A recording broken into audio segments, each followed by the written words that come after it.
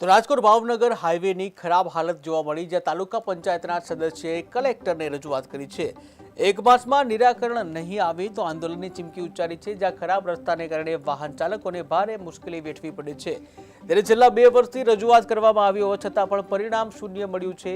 ત્યારે રસ્તા રોકો આંદોલન કરવાની પણ ચીમકી ઉચ્ચારાઈ છે। મારું નામ વિનોદભાઈ જાપડિયા, જસદણ તાલુકા મહામંત્રી। રાજકોટ થી આટકોટેકીના રોડ બહુ જ મોટા ખાડા પડી ગયા છે, રસ્તો હાવ બેકાર થઈ ગયો છે। આસીન દર્દીને રાજકોટ લઈ જવા હોય તો 2 કલાક થાય છે, કલાકનો રસ્તો છે તો 2 કલાક થાય છે। તો કઈ દર્દીને કઈ થઈ જાય રસ્તામાં તો જવાબદારી કોણ લે છે?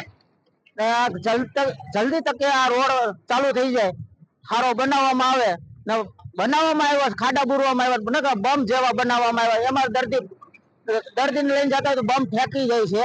તો એ બમ છે ને હાવ લેવલ કરીને નવો રોડ બનાવે, એ જલ્દી તકે રિપેરિંગ કરે બહુ સારું। નિશિત ખૂંટ, તાલુકા પંચાયત સદસ્ય, રાજકોટ કસ્તુરબા ધામ।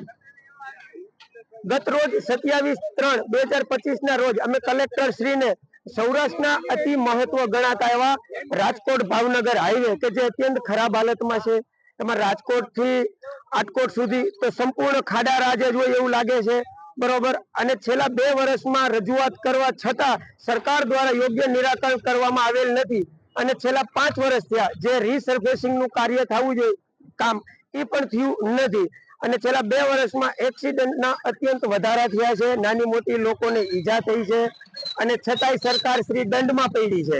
તમે હેલ્મેટ નથી પહેર્યું, તમે સીટ બેલ્ટ નથી બાંધ્યો, તો તમારી જવાબદારી આ ખાડા બુરવાની પણ આવે છે।